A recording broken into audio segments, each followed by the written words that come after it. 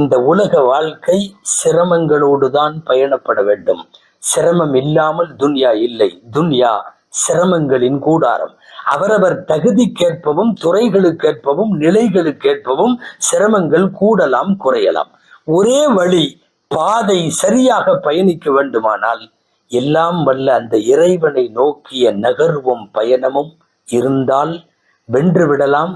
ஏன், சிரமங்களை கூட சோதனைகளை கூட சாதனைகளாக மாற்றிவிட முடியும்.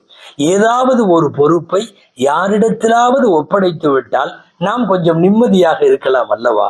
இஸ்லாம் அப்படித்தான் கூப்பிடுகிறது. ஃபஃபிர்ரு இலல்லாஹ், நீங்கள் அல்லாஹ்விடம் விரைந்து செல்லுங்கள். அல்லாஹ்ட்ட எல்லா பொறுப்பையும் ஒப்படைத்து விடுங்கள். அவனை நோக்கிய நகர்வு மட்டும்தான் வாழ்க்கையில் தற்கொலை செய்யாமல் தடுக்கும் அல்லது தவறான தேடலை தடுக்கும். அதுவரை நாம் இந்த தவறாகவே நம்முடைய பாதையை செலுத்த வேண்டியது வரும்.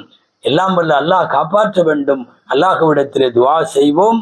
ரப்பு தஆலா நம்மை சரியான பாதையில் வாழ்க்கை தேடலை அமைத்து கொள்ளக்கூடிய தௌஃபீகை அல்லாஹ் தருவானாக.